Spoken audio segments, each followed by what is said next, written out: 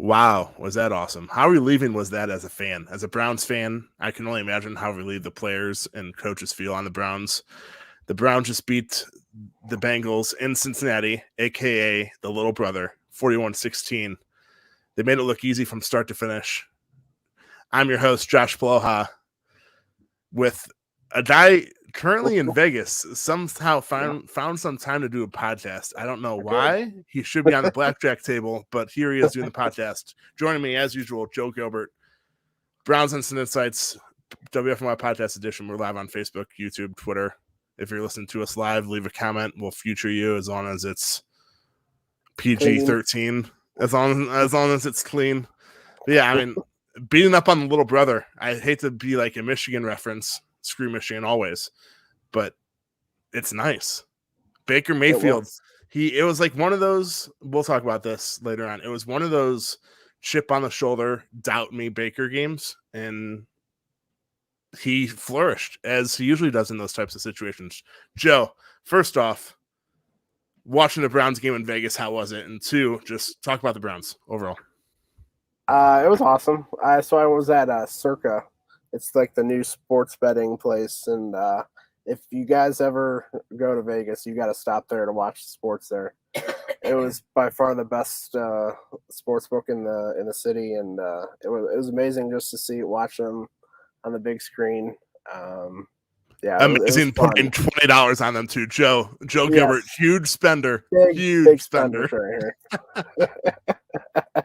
Big spender. So yeah, it was amazing, and the game made it even so much more better and fun. And they actually from start to finish, they didn't like kind of let them back in the game. They went out there and took care of business, and that was a fun game. Both the defense and offense played well. Nothing more you can pretty much ask for on a Sunday here. Denzel Ward, his number one issue is staying healthy, but when he's healthy, I mean, I know I retweeted a stat on WFMY Clee on Twitter, WFMY CLE. He just does so well, but his biggest issue is just staying healthy. I mean, he had that 100-yard pick six. Talk about a momentum changer. Cincinnati goes down the field, makes it look decently easy, about to score a touchdown, and Denzel Ward picks the ball off in front of Jamar Chase. Not only is it like just a regular receiver, it's Jamar Chase, who's a rookie who's been dominating this year. And that was just like the turning point of the game. Cincinnati just never regained the lead after that. Yep. Yeah, he was dominant against Jamar Chase.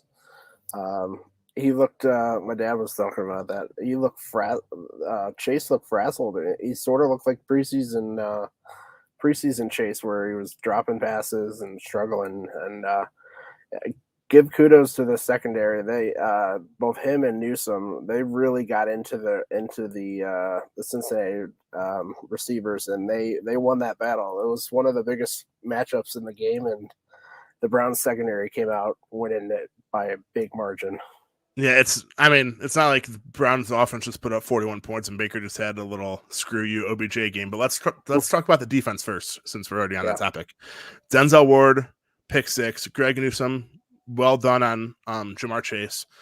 But we have to talk about Troy Hill, Anthony Walker, and the whole secondary. Troy Hill was in the backfield, it seemed like almost every play. He ended up, Troy Hill, 7 tackles, 2 sacks, 2 tackles for loss, 3 quarterback hits. Yeah. As a slot cornerback, give me that every game, all game. That's dominant. Yeah. He was one of the best players on that defense today, and it was fun to watch. It's kind of all the kind of bad play from this defense. He's actually been probably one of the more consistent guys, especially in the secondary. So it was great to see him just continue that, and he played a dominant game. He was all over the place, made some big tackles. He's one of our better tacklers on the defense, and it was just great to see a defense finally show up and when we needed them, because this week was rough. It was rough. Yeah. I know Baker. I mean, after the game, it seemed like I was just scrolling through Twitter. It seemed like every question was either, hey, who got injured in the game, or hey, something about OBJ. And you can just tell that it was just like not only this week being over, but winning the way they did today, it was just like a huge just stress a monkey off their reliever. back. A monkey off their back per se. Yeah. I mean, and then we have Ed Hodler, Chef Ed, great. He always listens in, and he's a big fan of ours. It's nice to have a healthy defense strut their stuff. It really is. I mean, Greedy Williams got hurt first half. He didn't come back. I don't think he came back. I don't think so. But besides that, they had their guys. And I mean, Cincinnati's offensive line, we know that they're not that good. But to hold Joe Burrow in that offense to 2 touchdowns and both of them being the running back, you can't ask for much more than that. No, you cannot. And just imagine JOK is going to be coming back pretty soon, hopefully. And because I think that was pretty much the only – they kind of gave up a little bit especially early on in the game, they gave up a little bit too much short yardage chunk plays there. But so just add him to the mix, and this defense, hopefully this is a good stepping stone that they can kind of shoot off from here, because the talent is, we've talked about it how many times, the talent has always been there. It's just putting it all together, and today they did. This is, I would say, there was obviously 2 dominant performances early on in the season, but I would say this is probably their best one, because they're opportunistic on defense, getting those turnovers, getting the score, and then they didn't really let the Bengals back in the game, which was really nice to see. They pounded them throughout the game and scored 16 at the end, so that was pretty good. It was one of those moments where like the big brother sort of like scores early. If it's like a one-on-one basketball game, the big brother scores early and just never gives up the lead. I'm going to keep referencing this little brother thing because that's awesome. But yeah, I mean, Cincinnati had to be they had to be loving this past week. Not only do they have a better record, but they have arguably, I mean, let's be honest, Joe Burrow, no matter what you say, he's the better number 1 pick. I mean, let's just put it out there. But yeah, for Baker and the boys to just go out there and dominate, it's great. And before we get past the defense, Anthony Walker, 14 tackles, 1 sack. Yeah. JOK is badly missed, but Anthony Walker has stepped up big time. Yeah, he has. He has definitely played. He's probably the last 3 or 4 games, he's played very well for the most part. And just adding him and JOK would be a nice starting duo right there. He was good. He was very good. And then just the defensive line was dominant again. So that was nice to see. They Bengals wanted to run the ball early, and they couldn't really do it. And so it kind of fell on the Burrow's shoulders, and the secondary played well. And then they got to the quarterback. Miles, I think, had a sack. We had a couple blitz sacks. So in total, they had 5 sacks and 12 quarterback hits. I mean, if you're putting that kind of pressure on Joe Burrow, I don't care. Well, I'm not even going to compare him to Tom Brady, but I don't care how good of the quarterback he is. If you're putting that kind of pressure on him and hitting him, I mean, we're all human. So if you're getting hit all the time as a quarterback, you're always going to be looking around no matter how clean the pocket is. So, 12 quarterback hits. And speaking of, the one Clowney, but Clowney, and Clowney, that one, the referees sometimes make such questionable decisions. Clowney hits him somewhat late. It could have been a roughing the passer, but it wasn't. Cincinnati starts the scuffle, and somehow a Browns player is called for unnecessary roughness after the play. So instead of it being 4th down Browns ball, Cincinnati gets the ball 1st down, and they go down and score.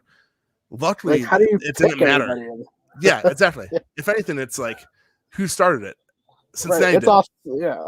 Right. So luckily, it didn't matter, but that could have been a turning point in the game. Yeah, it definitely could have. Yeah, that's another thing. They kind of, there's so many instances where they could have, where we've seen in the past where it would kind of tumbleweed into more worse things, and they kind of shut it down. Like there's a couple instances where this defense gave up just so many penalties. Which is another thing they still need to improve on. But they rebounded and they were able to shut them down. So that was good to see. And the offense was there too. did that too. So it was it just showed overall. It just showed that this team is tougher than we think, and they fought through a lot of shit today, a lot of crap. I mean, not only today but this past week overall. I mean, I know Craig in our Discord just shared a quote from Baker that Zach Jackson tweeted. And by the way, I'm always going to plug our Discord. WFY Discord, just join it. It's a lot better than Twitter. A lot of things are a lot better than Twitter, let's be honest. But especially during the game, we just talk random stuff and share random tweets and talk about how the Browns are going to win the Super Bowl, just stuff like that. Nothing, no big deal, you know. But Baker's quote from Zach Jackson: "I'm proud of these guys and the focus they had, despite all the bullshit that was going on this week." Perfectly sums it up. Yeah, I mean, say what you want about Baker, but he is clearly one of the team's leaders, along with Jarvis Landry, and he didn't. I didn't watch the press conference, but judging by the answers that he was giving on Twitter, it seemed like he never said like no comment. He just was asked a question and he answered it wholeheartedly. I mean, that's obviously much better to do after, or much easier to do after a win. Let's be honest. Right, but whether it was like a little like quote unquote subtweet to OBJ or anything, he just not going to put up with bullshit. Yep. Yeah. It was he had a really good week, like in terms of just handling all this. Like they had so much crap going towards him, just from OBJ's father and all just stuff all across the sports world. Just all this free OBJ and all that crap. Before you go on, by the way, okay. So not only was free Odell on Twitter, no, my bad. It was hashtag free OBJ on Twitter. I think maybe it was free Odell too. But then shirts were made, and his some former LSU wide receivers. Now that Odell has already been freed, Justin Jefferson, I know, former LSU receiver who's now with the Minnesota Vikings, wore that free Odell shirt. To not have to deal, I mean, OBJ, yes, he is a great talent, but he. At this stage, especially with how the Browns are, we can talk about this too. The Browns are a team that they don't really need a star receiver. They just need like some really good receivers because their offense is an offense where it gets guys open. They don't need guys to get open, if that makes sense. So to not have to deal with the Odell BS anymore, it has to be so relieving, literally for everyone, the fans, the coaches, the players. I mean, after this week, let's be honest. Us. The podcasters. We don't have that topic every week.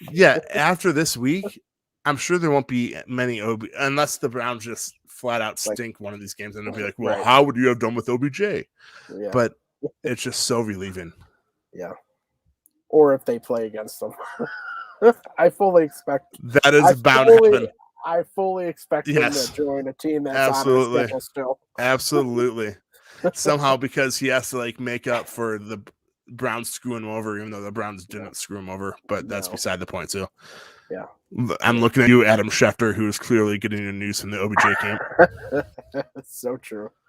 Yeah, it was. It's. I'm just happy it's over. Baker handled it perfectly.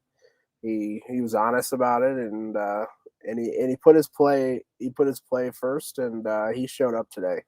So we can now go on to the offense here. It was an impressive showing by the offense. There has to be one person. And there has to be one person on Twitter somewhere that said, wow, the Browns just put up 41 points. Imagine how many points they would have put up if they had Odell Beckham Jr. Yeah, that person clearly would not have watched any of the Browns this season. Exactly. We talked about it all season. It just didn't work. I couldn't tell you why. No, like Jake Burns, who's one of the smartest guys on the Browns coverage, he had no idea. It didn't work, and it just kind of crescendoed into just a really rough weekend and week, and so it was nice to kind of just end it. It was sad to just see how it ended here, but it was the best move for him, and at least after one game, it looked good. So. Small sample size. But it's always been a question. It's always been a question of, is Baker better and the Browns better, or the Browns offense better without OBJ? And I mean, last year we saw that it was, and that was a decent. It was like a half a season sample size. I'm not saying that they are better, but this game as well, it's the Baker just doesn't do like Joe said, and like Jake Burns and so many other people on Twitter said. Baker just didn't. They just never had the chemistry. I don't know what it was. We'll never know what it was, but it just wasn't there. Yeah. It's just weird. Sometimes it just doesn't work, and it was good on the Browns and Andrew Berry to kind of get out of that, kind of end it. Know when to end it, and not have it keep getting worse and worse and worse down the line. So it was a smart move to just kind of end it and go on with our lives. Yes, and save money. But speaking of saving money, wow, this just sounds like I'm going into like a commercial or something. Are we doing an ad read? I wish. I wish. Speaking of saving money, you should subscribe to this insurance. No, but Craig Lindell's insurance. Lindell Insurance, Chagrin Falls. What was I gonna say now? I don't even know. Lindell Insurance has totally got me. Yeah. Oh. Yeah. Okay, so Adam Schefter, who clearly got his news from Odell Beckham and his guys, said something about, one, OBJ wants to be on a contender. Wow, who would have ever saw that coming? Why would he want to leave the Browns and go to anyone but a contender?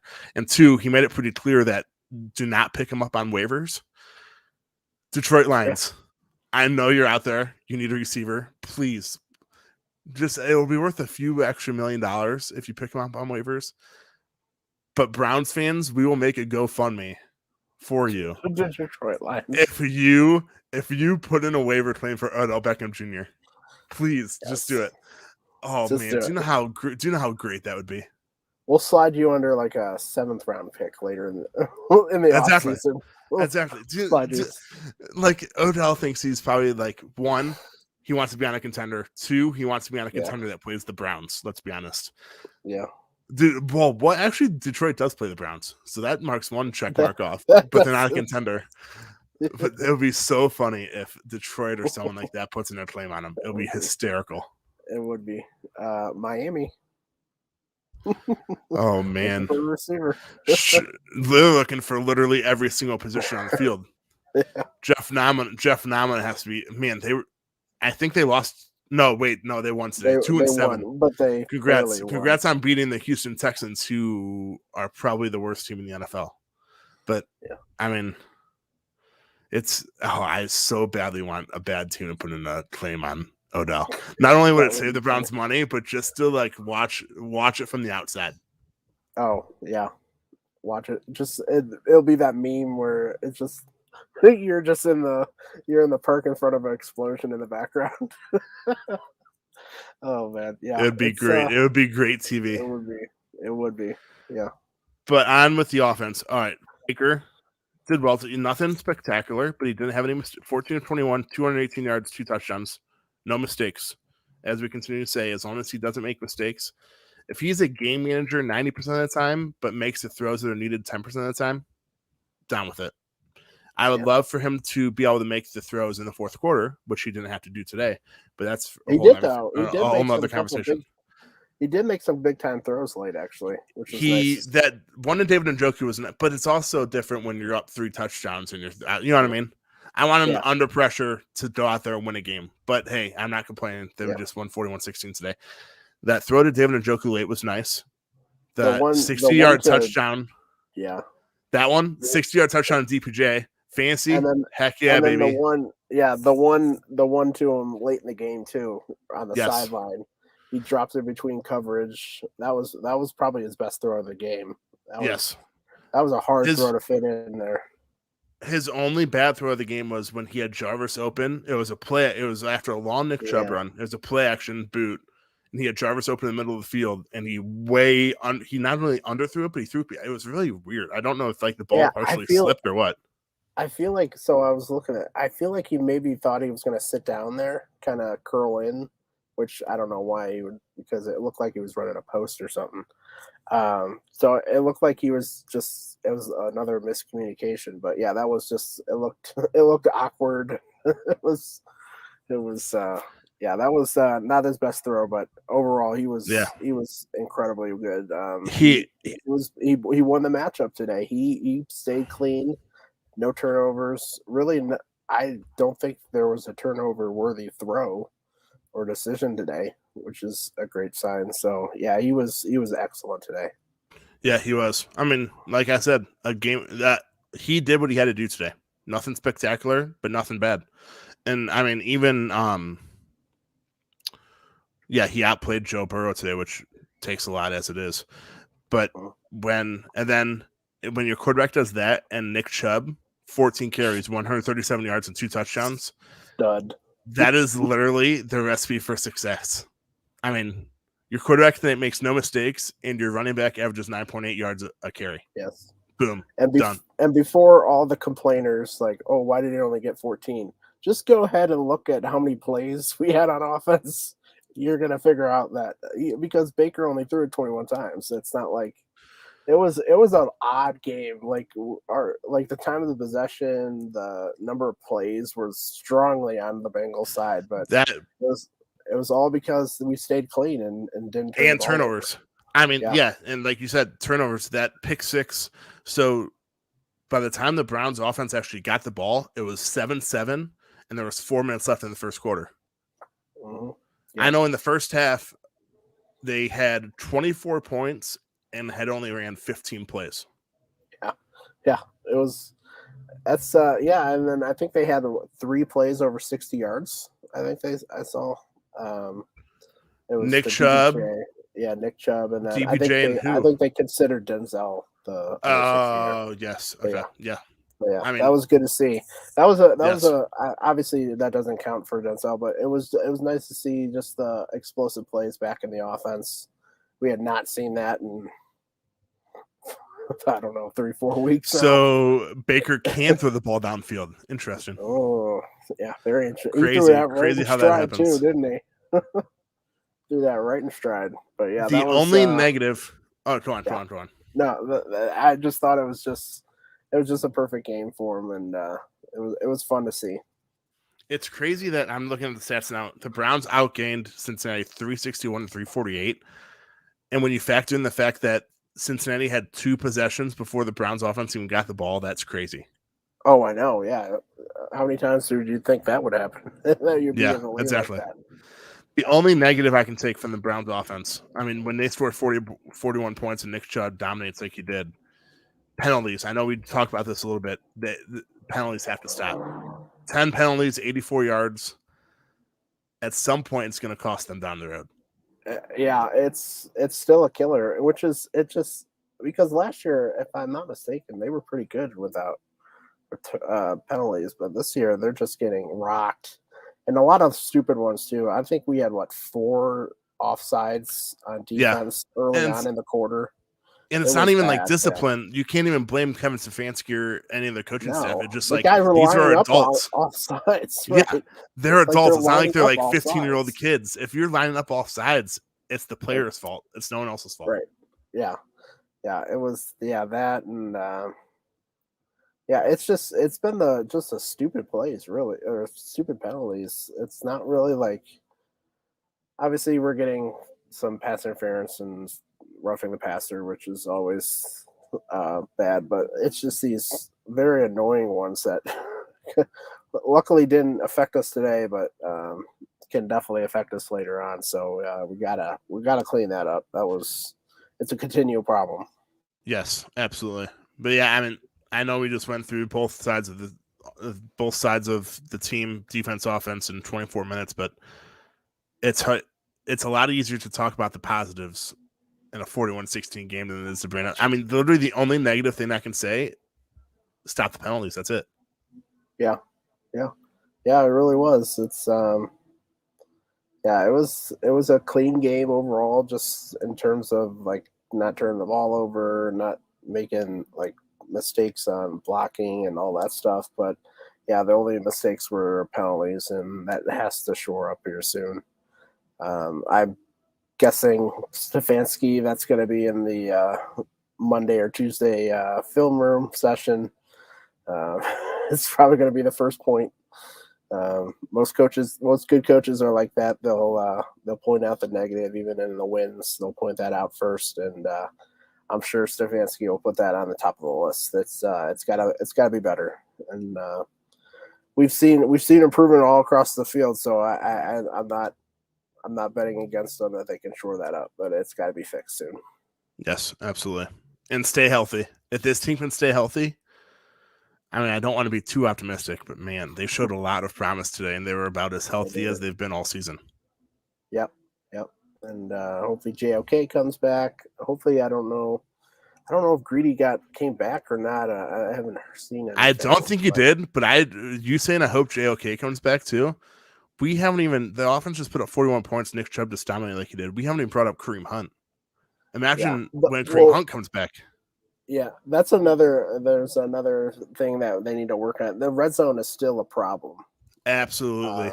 Yes. It's still a problem, which someone brought it up. I don't know who it was on Twitter, but the missing of Kareem Hunt might be a big reason why they're struggling. You know him, he'll bowl over people down there. So maybe if he can come back, that'll help short up. But like some of the play calling today, that option with Landry to I liked one of yes, was it really was weird. It was a cool play call, but it seemed as though they didn't. It seemed as though they didn't practice it that much. Like Jarvis flinched, and in that situation, you need Nick Chubb to be running full speed when he catches it. Yeah. And because Jarvis flinched, Nick Chubb had to slow down, and boom, the play was over. Yeah. So like I liked the concept, but I didn't like how it turned out. Yeah, I didn't like the situation either. I think it was like 4th and 1 or 3rd and 1 maybe, or 3rd and 2. Yeah. I just with the way that the run game was running early on in that game, I would have liked just to hand it off, or even I think Jarvis might have gotten a first down if he just kept it, which was weird. So I don't know, but yeah, it's an overall situation where they need to be able to call better plays, not get too cute on sometimes, and then the execution just has to be better because it's been downright horrible. And let's be honest, but it was nice to see a play like that because, like we talked, I think it was last week, Stefanski hasn't ran anything like special per se. Mm-hmm. So that was kind of one of those plays. Just practice it more. I feel like I said, I felt like it was one of those plays where like they had it drawn up, but they never practiced it because it just seemed so out of rhythm. It did, yeah. It was just out of rhythm is a good term for it. It was very odd looking, and we've seen that on multiple 4th down plays, red zone plays, where it just the rhythm seemed off. They just have to fix that problem. You got a talented running back in Chubb. I'm hoping we saw today. I'm hoping and Njoku becomes more of a red zone threat for him because he is super talented. I think they threw maybe 3 or 4 times in the red zone to him, so that was nice to see. So hopefully more of that, and that can and then getting Kareem Hunt back, and hopefully we can see a better red zone offense because they were pretty good last year. I'm pretty sure. If I can think back there, it's just been very odd and kind of, I don't know, just kind of hasn't gotten better. So hopefully they can improve on that, and this offense can really take another step because how many times have they been stopped and forced to get field goals, and getting 7 points would be so much better for this offense. Yes. Yeah. I guess we said penalties was the only negative part of the offense today, but it was also the red zone, which has been a problem. Which is for crazy. Quite a while now. Scored 41 points. Exactly. And speaking of, you brought up field goals. Chase McLaughlin missed his first field goal, non-blocked field goal today. Should the Browns cut him? Look for a new kicker? I have to say, if I had to choose when you were going to miss a field goal, up 18 was the perfect chance. So get all your misses out, up 18. I'm good with that. So it was a smart move by Chase, getting that miss out of there, getting it down, up 18, good to go. Is gonna not miss the rest of the year, so we're good. But you better knock on wood right now, sir. Oh. But yeah, Chase McLaughlin, I mean, 2 for 3. He missed one. It is what it is. The other side of that, Scottish Hammer, 3 punts today, 39 yards per punt. his job might be on the line again. I would not be surprised if they try out a punter this week. Yeah, he a lot of them were obviously like to kind of pin him down, but he didn't pin him down that well. Like I don't think he had one inside the 10. It was all inside the 20. Like in those situations, he had one inside the 20, and I don't think it was anywhere near inside the 10. No, I think it was on the 15 or something. Yeah, and it's it was not his best game. We saw him improve over the past few weeks, but this is a regression today. So hopefully it's just a blip, but I don't know. He's frustrating to watch, man. Yeah, and like I said, if we're trying to nitpick for the negatives today, so we're not getting caught up in that at all. If we're nitpicking on the punter, that's all right. Yeah, the Browns just won 41-16 against their little brother, aka the Cincinnati Bengals. They're 5-4, right? Yeah, 5-4. Baltimore won, so Baltimore is solely in first. Yeah, Baltimore won in overtime. Justin Tucker game-winning field goal, Mr. Automatic. Oh my God. Because I was watching, I could see every game that was played. It was just frustrating. Weird flex. Thank you. Not to toot my own horn, but but it was just frustrating. Like they were up down 14. I was like, they're gonna come back because the Minnesota was just playing terrible, even though they were dominating the game. It's frustrating, man. They're the luckiest team in the league. There's no other team luckier than the Baltimore Ravens, and getting another win in overtime. It's I think that's 2 or 3 this year. Yeah, the Ravens are now 6-2. Browns and Bengals are both 5-4. Pittsburgh's 4-3. They've already had their bye, and they play tomorrow night. So they're not only a game back, but then they play tomorrow night as well. Who they play? But I mean, Chicago Bears. Wow. Yeah.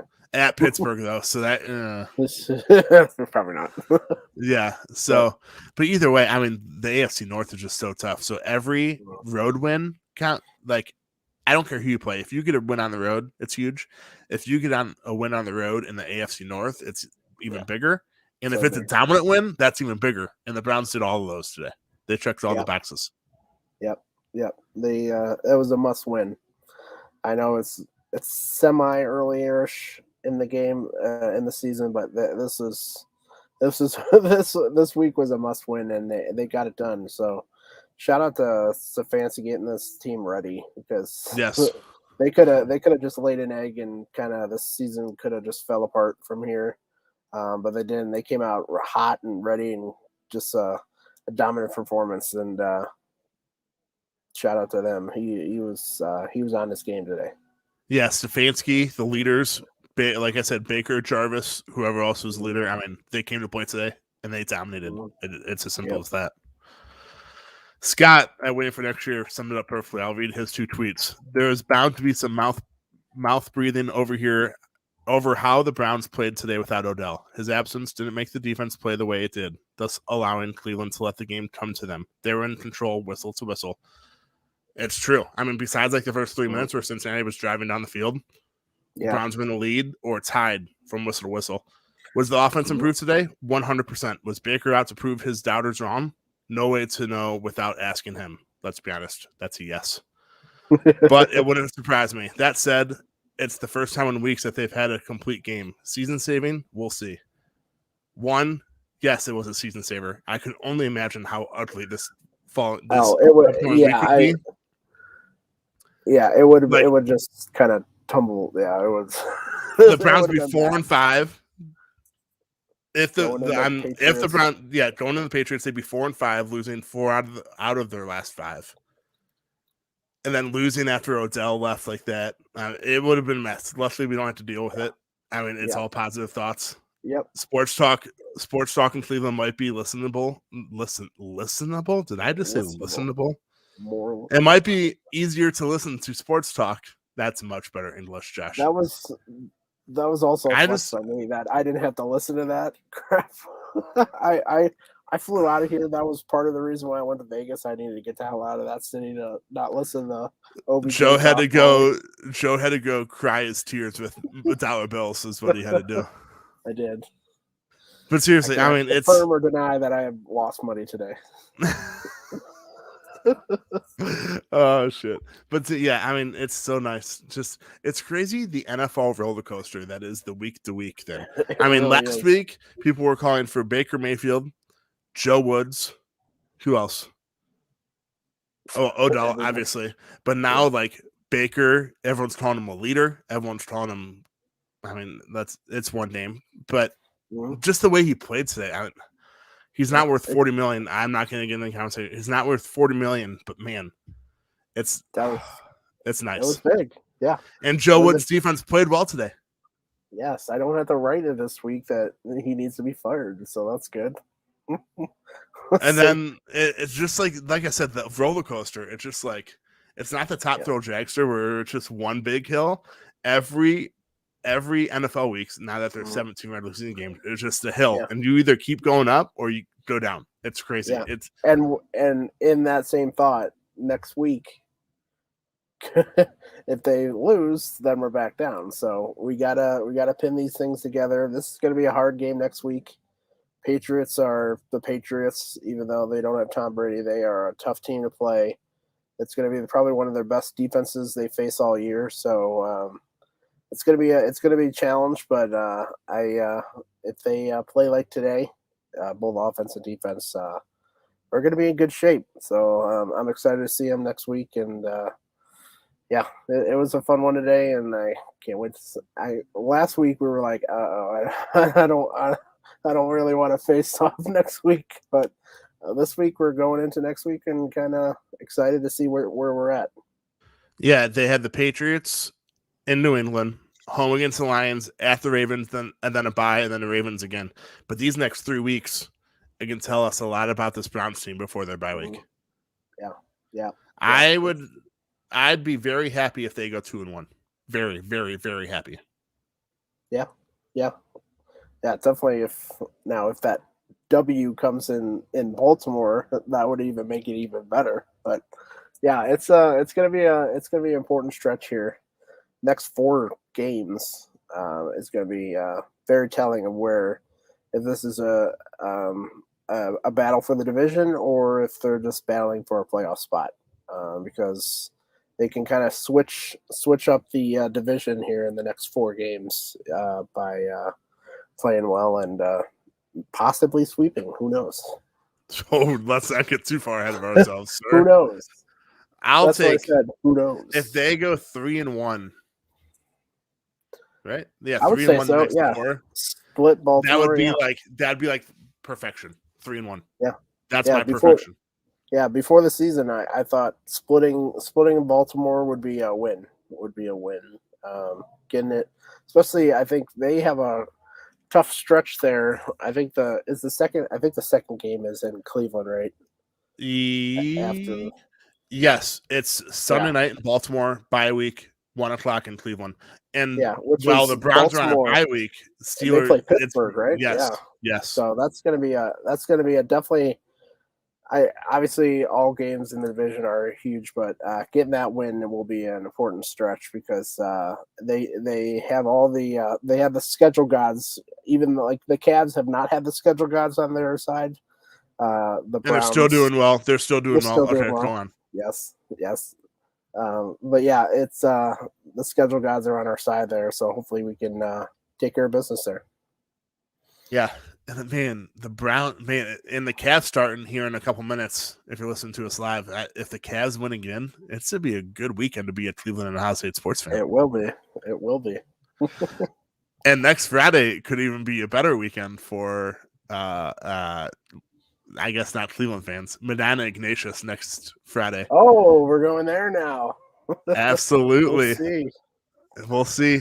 But yeah, I guess I'll ask you, are you going to the game possibly? I am going to try, yes. I think it's in Brunswick, so I will try to Man, get there. you're going to go see your school lose like that? Oh, man. I don't know. We'll see about that. But yeah, on a hot streak now. Medina's been on a hot streak all year. But seriously, I mean, the Browns just won 41-16. The only 2 complaints we have are red zone offense and penalties. 2 things that penalties, they're self-inflicted. Those can be fixed, hopefully. Red zone offense, as Joe said earlier, Kareem Hunt coming back, could greatly improve that. So yeah, just overall execution will be better too. yes, execution. Yeah, and that even goes to penalties. Just execute. Yeah. So yeah. I'm very positive. I was very negative after last week. I didn't even want to hop on the podcast. Me too. I'm very positive. Browns just beat the Bengals, aka their little brother, 41-16. Joe, final thoughts before you go gamble your life away in Vegas. Yeah, it was just it was a fun day.